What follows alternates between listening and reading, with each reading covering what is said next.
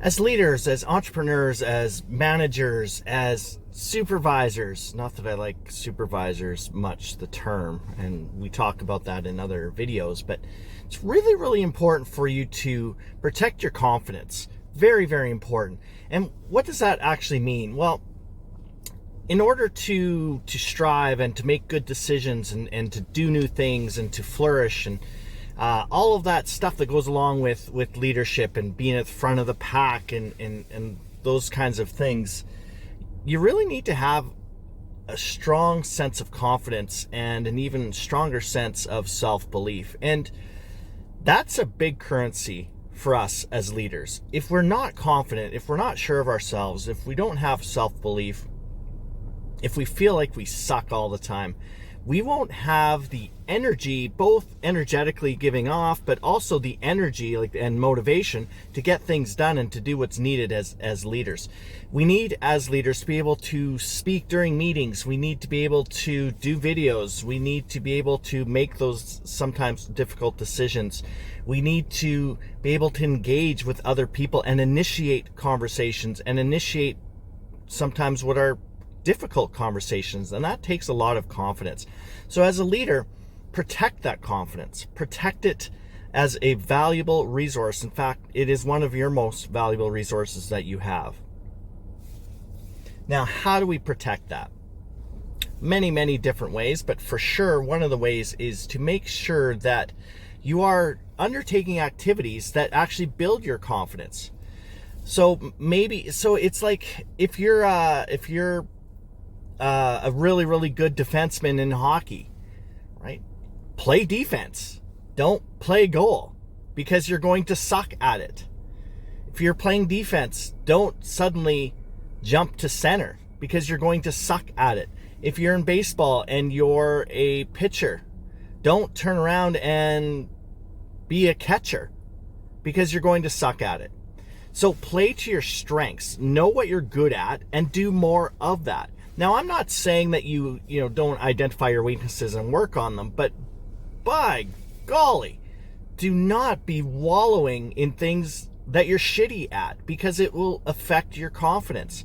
Now, recognizing again, you want to build on your weaknesses as well, right? Build those up and improve them for sure, but recognize that for what it is.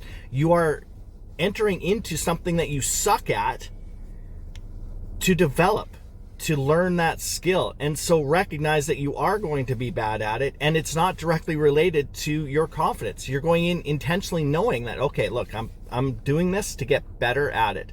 And I'm not going to be really, really good, especially early, but it's a developmental opportunity. That will help you maintain some of your confidence.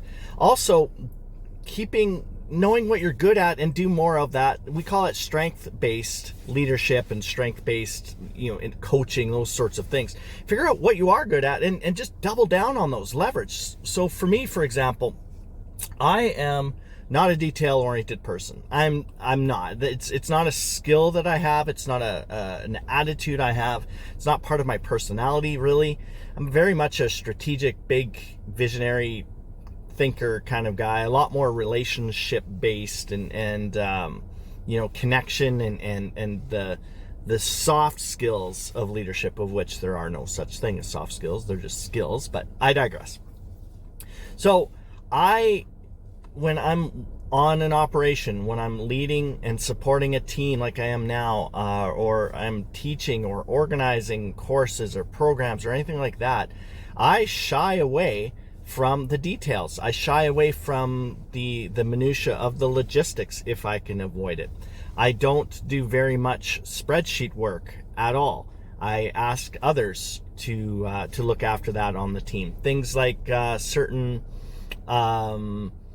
budgetary work that we have to do. Of course, I'm involved in it. But I recognize that for me to sit through working on a spreadsheet or an online financial program, A, it's not interesting to me. B, I'm not very good at it. C, it takes an awful lot of time to do that. And D, further to our conversation we're just having, I'm not very good at it and I feel like shit after. I feel like an idiot after. I'm like, man, this seems so simple and this should be so simple. So then I start that negative self-talk. And then flip that around though. Something that I do enjoy a lot and that I do have some strength in is speaking, public speaking.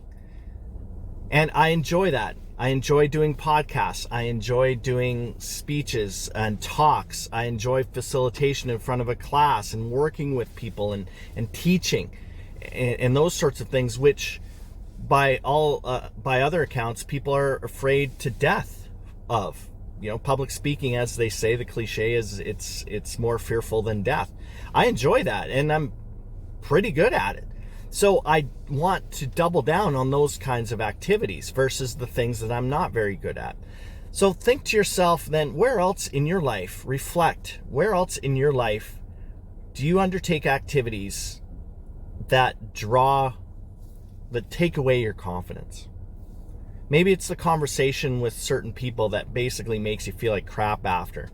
And I think a lot of us have those individuals in our lives. Maybe it's those activities that you feel obligated to do, but you aren't good at, and you feel like crap after, and you struggle through it and you get frustrated.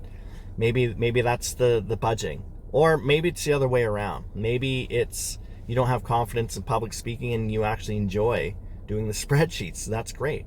But really evaluate your life and do things that give you power, that empower you, that give you strength, that give you confidence.